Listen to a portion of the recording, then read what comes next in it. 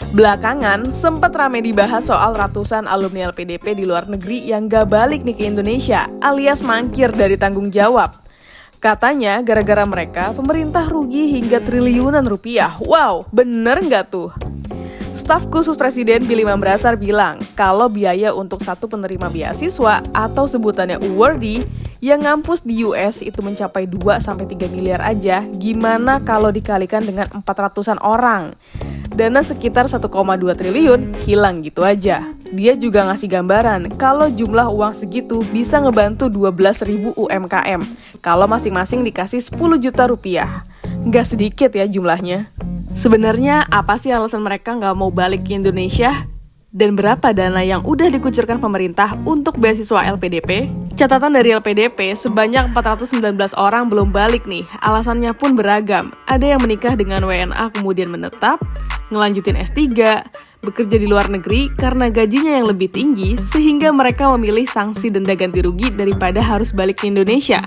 Tapi tahu nggak sih, beasiswa LPDP itu pakai uang negara yang sumbernya dari pajak masyarakat yang masuk APBN.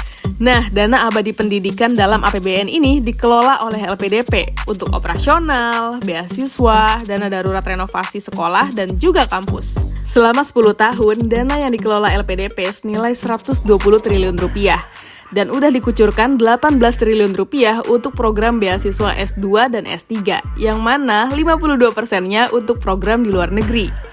Selama 1 dekade itu pula, jumlah penerima beasiswa LPDP sebanyak 35.536 orang, dan sekitar 18.000 orang diantaranya sudah lulus. Karena dibiayai oleh negara, gak heran kalau Bu Sri menagih utang alumni yang harus dibayar pakai prestasi. Memang ada sanksi sih untuk alumni yang gak mau balik dengan membayar ganti rugi selama masa kuliah. Tapi inget deh kesepakatan di awal, kalau alumni wajib balik ke Indonesia selama 2 kali masa kuliah plus 1 tahun alias 5 tahun. Dan alumni komit untuk itu. Sebenarnya bisa kok tetap berada di luar negeri setelah masa kuliah selesai. Misalnya bekerja di World Bank, United Nations untuk mewakili Indonesia, atau penelitian yang kontribusinya juga untuk Indonesia. Toh diizinin kok sama LPDP. Balik lagi, dari 419 alumni LPDP di luar negeri yang dilaporin, 164 diantaranya lagi diproses nih untuk balik ke Indonesia. Sementara sisanya ada yang sudah mengabdi, lanjut S3, program magang, sakit, dan lainnya. Memang jumlah yang mangkir kurang dari 1%, tapi kalau dihitung biayanya mencapai triliunan rupiah, dan itu berasal dari pajak masyarakat.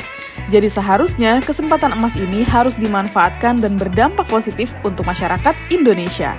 Gimana menurutmu citizens? Buat kamu yang mau lanjut kuliah di luar negeri melalui LPDP, pastiin diri dulu untuk komit dengan kesepakatannya ya.